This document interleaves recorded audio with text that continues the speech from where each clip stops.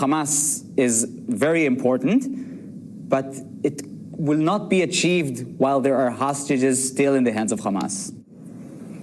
So that's, of course, what's happening in Israel. What's happening in Gaza is dire, it is severe, it is a humanitarian crisis based on international aid organizations that is simply only getting worse, with an estimated 80 to 90% of Gazans displaced from their homes, no place to go, more than half starving, and accusations that Israel has gone after, for example, a hospital in the Gaza Strip, and so on, Chris. So it is a very difficult situation there, even as we have seen now at least one more border crossing open for the inspection of aid trucks. That had been a critical point that international groups had wanted to see. They are looking at aid trucks. They are not crossing in. They still have to go down to the south and up through Rafah for that. But it is a hope that that could boost the food, the water, the medicine getting into Gaza that people there so desperately need, Chris.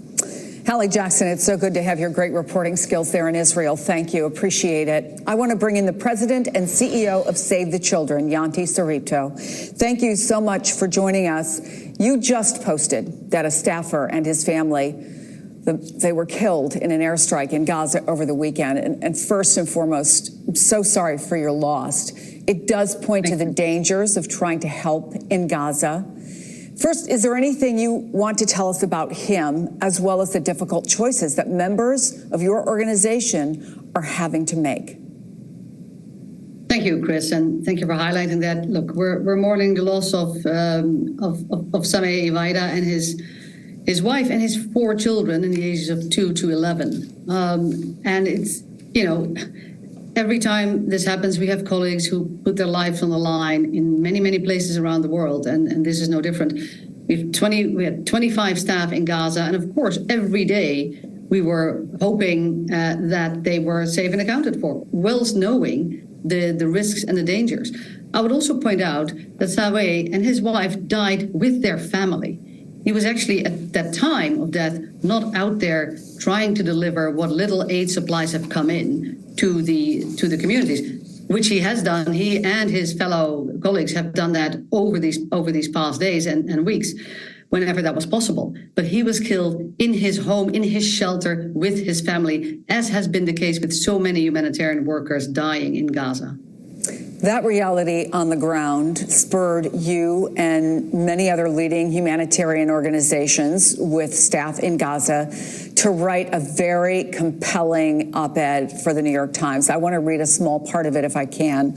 Among leaders in Washington, there is constant talk about preparing for the day after. But if this relentless bombardment and siege continues, there will be no day after for Gaza. It will be too late. Hundreds of thousands of lives hang in the balance today. I mentioned this a little earlier. 2 U.S. officials tell us there is limited hope for a pause in the fighting. So what, in your view, does that mean? What is the reality you know on the ground? Look, this humanitarian catastrophe is literally unfolding before our eyes.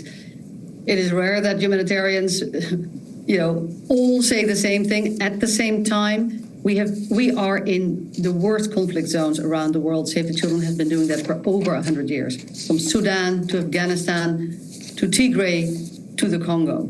This is nothing like we've seen before. There is nowhere to go for the population of Gaza. 1 million children have no place to go, and they're being chased around this chessboard of small pockets where people say it's safe, and then they're being chased around some more. The situation of the healthcare system, the hospitals, only 11 hospitals still barely functioning out of the 36 or 35 that were there. Again, if children don't die of bombings, of shellings, they will die of hunger. If they don't die of hunger, they will die of waterborne diseases. I mean, it is just unconscionable that we're letting this happen. We saw what was possible when there was a 7-day pause, when there was a multi-day pause. More aid did come in. We were able to do certain things, to deliver supplies, to start to do some work with children, to have them play.